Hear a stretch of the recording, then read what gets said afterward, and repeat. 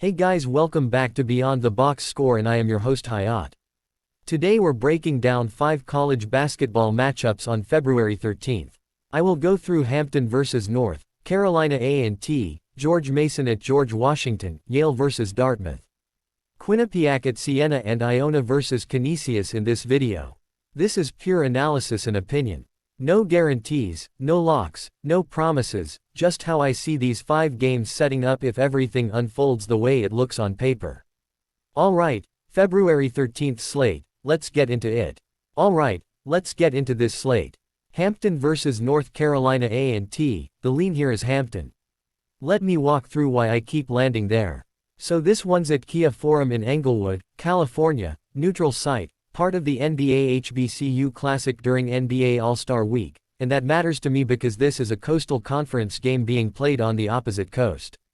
There's no home floor, no friendly rims, no crowd tilt. If this matchup plays out like a straight talent versus talent game with no environmental edge, then I start looking at which team has actually shown me more this season, and that's Hampton. North Carolina A&T just lost 79-71 to Campbell in their last matchup. They've lost 4 in a row. And yes, they've been competitive. They lost by 1 at Drexel, they took Monmouth to overtime, they were competitive against William and Mary, competitive against Elon, so I see the fight, I see the margin stuff.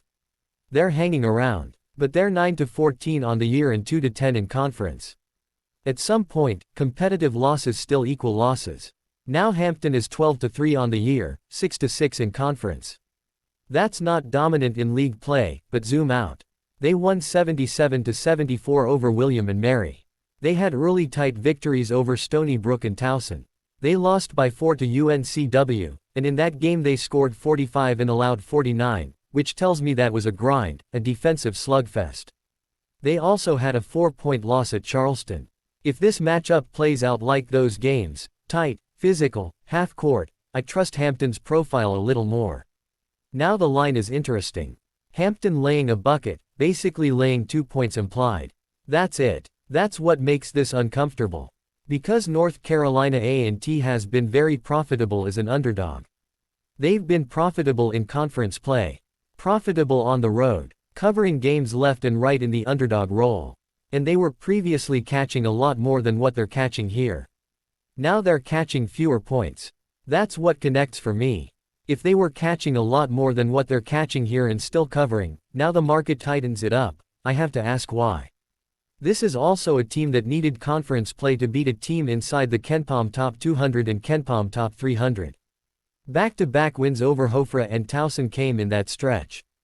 But outside of that, they've struggled to elevate. If this matchup plays out like Hampton imposing structure and executing late, I don't know that North Carolina A&T has the ceiling. And yeah, North Carolina A&T has been covering games left and right in the underdog role, but are they getting enough points here? That's my issue. I don't think they are. Neutral site removes home court advantage, and Hampton has just looked more impressive this season. They feel more capable of actually beating an inferior opponent rather than just hanging around. And even though I expect this to be competitive, I really do, I'm not getting enough points to back North Carolina A&T. If this comes down to a final 4-minute execution game, free throws, shot selection, composure on a national stage during NBA All-Star Week at Kia Forum in Englewood, California, I lean toward the team with the better overall season resume. Yeah, that's why the lean sticks at Hampton. Now let's move to George Mason at George Washington, the lean here is George Washington. Let me break this one down because this is layered. George Washington favored by 2. I actually thought this might be a pick'em game. That's my first reaction. Spread is 2. Total is 149. So the market expects scoring, tempo, offensive efficiency. The previous matchup, George Mason beat George Washington 69-64. And George Mason has beaten George Washington the last 5 times. 5 straight. That's not random. That's a trend. That's something that sits in the back of your head. If this matchup plays out like the previous ones, if George Mason controls pace and executes late again, history says they've owned this. But here's what connects for me, George Washington was 21 wins last year. This year they're 14-11. So yes, there's regression, but this is still a program with recent baseline success. George Mason has beaten only two top 100 teams, VCU and George Washington. That's it. So when I ask myself, if this matchup plays out like a test of who can beat quality competition consistently, George Mason's resume is thin. George Washington just won against Rhode Island by 5. They lost to Florida by 10. They lost to McNeese by 6. They beat South Florida on a neutral court. So they've seen different environments: home, neutral, high major opponent, close games.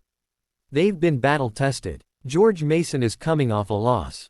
And I don't love backing a team coming off a loss on the road against a rival who has lost to them 5 straight times. Sometimes that bounce-back narrative gets overplayed. Metrics-wise, George Mason is outside the top 200 in three-point field goals. That's a red flag in a game with a total of 149. George Washington is top 100 in three-point field goals. That gap matters. If this turns into a perimeter shot-making game, and with a 149 total, it might. I trust George Washington more. And George Washington is top 16 offense. Top 16. That's elite offensive production. So now I ask the question out loud: can George Washington beat a top 100 team at home? Because George Mason has beaten only two top 100 teams, VCU and George Washington. So if George Washington can't do it here, what are we doing? And there's urgency. George Washington needs this game more. That's not just narrative fluff. At 14-11 this year after 21 wins last year, at home, laying 2, against a team that's beaten you 5 straight times, this is circle the date stuff. Chris Caputo is the coach at George Washington, and I think coaching adjustments matter in rivalry rematches. If this matchup plays out like a revenge spot with shot quality swinging their way, if the top 16 offense actually looks like a top 16 offense, if the top 100 three-point field goals show up, I see a path. George Mason coming off a loss doesn't automatically scare me into backing them. And being outside the top 200 in three-point field goals against a team top 100 in that category, with a 149 total, that math starts leaning one direction. So yeah, 5 straight losses in the series is real. The 69-64 loss last time is real. But the 2-point spread at home, the top 16 offense, the top 100 in three-point field goals, the urgency, the spot, that all stacks for me. That's why I'm backing George Washington, and the lean sticks at George Washington. Next game we have Yale versus Dartmouth. The lean here is Dartmouth +9. Let me walk through why I keep landing there. So Yale is a 9-point favorite, and I've even seen mention of possibly getting 9.5 at game time, which immediately gets my attention because the previous line in the first matchup was 15.5. That's a massive difference. Yale is 18-4. Dartmouth is 10-11. On paper, this looks like one of those games where Yale is expected to win, and honestly, they probably do. But I'm not betting who wins, I'm betting the number. And the number matters. In the previous matchup, Yale won by 15. The line was 15.5. Dartmouth covered that game. That's not nothing. If this matchup plays out like the first one, where Yale dominates stretches but Dartmouth hangs just enough, then 9 or 9.5 becomes really interesting. Because what connects for me is that Yale dominated the first meeting, and even in domination, Dartmouth still covered when catching 15.5. That hit rate matters. It tells me that even in a worst-case script for Dartmouth, they're capable of staying within a certain range. Now Yale at 18-4 has earned respect. They've handled business. They're expected to win again here. But I keep circling back to this being a potential look-or spot. That's the phrase that sticks in my head.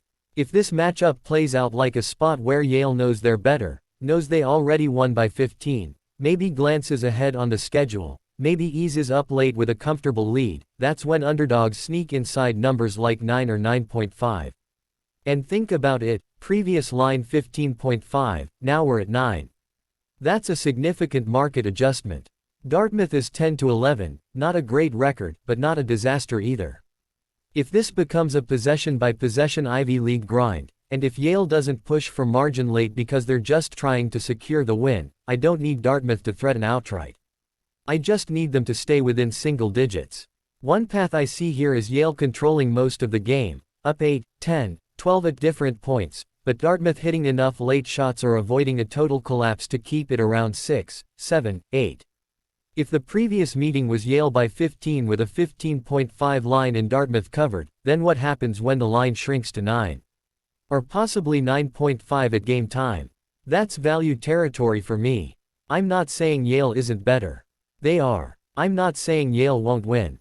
They probably will. But if this matchup plays out like a typical conference rematch where familiarity tightens things up, where the underdog has already shown they can survive a dominant effort and still cover, I lean toward the points.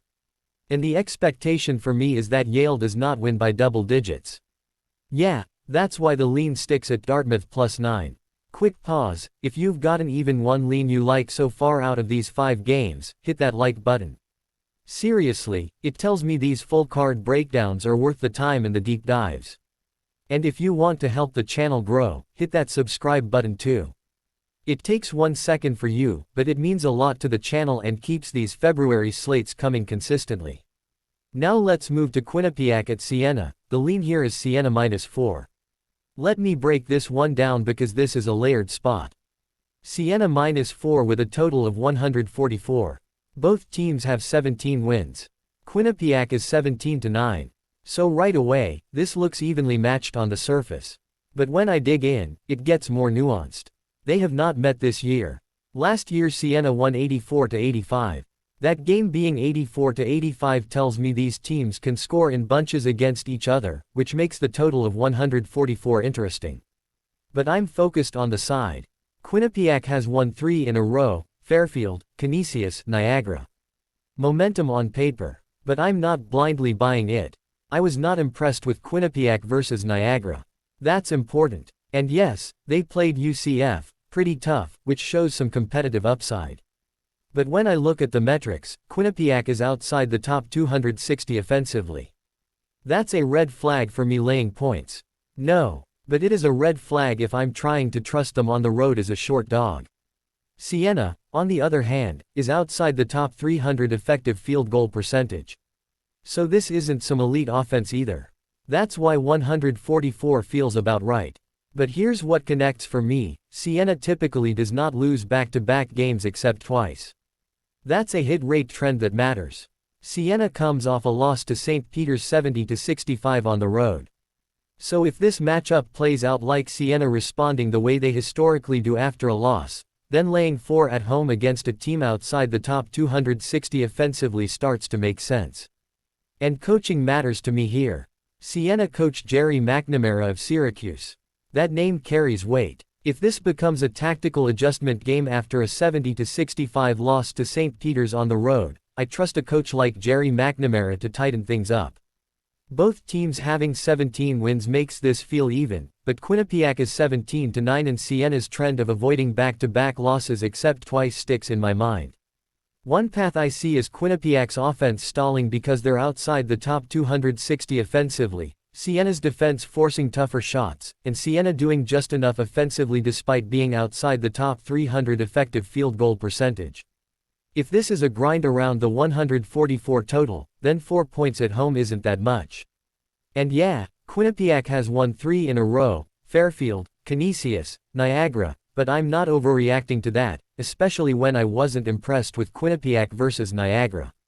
Siena coming off a loss, historically not losing back-to-back except twice, at home, laying 4, that lines up for me. That's why the lean sticks at Siena -4. Here we have another game: Iona versus Canisius. The lean here is Iona -6. Let me talk this through because this one feels straightforward but I still want to process it. Iona -6. I've seen it at 5.5. And honestly, I thought the line should be 8 or 9. That's my raw reaction. Iona is 14-11. Canisius is 8-17. Canisius is on 9 straight losses. Iona is on 3 straight losses. So you've got losing streak versus losing streak, but 9 straight losses compared to 3 straight losses is a different level. Previous matchup: Iona won 74-48 on January 11th. That's not competitive. That's dominance. So when I see Iona -6 after a 74-48 win earlier this season, I ask myself, what changed? And yeah, there's no Rick Pitino on the sidelines anymore. That's part of the program shift. But this is still a program that has been an NCAA tournament team every few years going back 20 years. That culture doesn't evaporate overnight. This is described as a big revenge spot. And that wording sticks with me. If this matchup plays out like Iona, understanding they let games slip during a 3 straight loss stretch, and now they get an opponent that's 8-17 and on 9 straight losses, this is where you reset. This is where you re-establish identity. Would I take Iona at 8 or 9? Yes. That's how I feel about the gap. I'm taking Iona at 6. I'm also willing at 5.5. I'm not overthinking it. One path I see is Iona jumping out early like they did in the 74-48 game on January 11th, controlling tempo, forcing mistakes from a team on 9 straight losses, and stretching this past multiple possessions by halftime. And if this becomes a late-game free throw scenario, Iona being up 7, 8, 9, that's right in the range I already thought the line should be. So if I'm getting -6 instead of 8 or 9, that's value to me.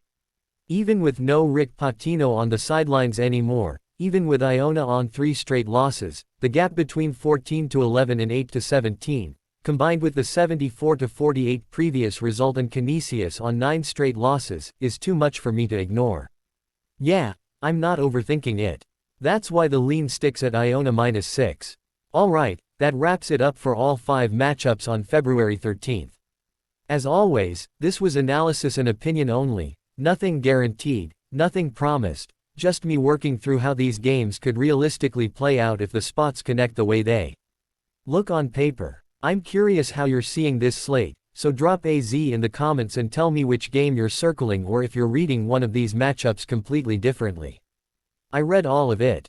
More breakdowns coming soon, same raw format, same thinking out loud style, same deep dives. I'll see you in the next one.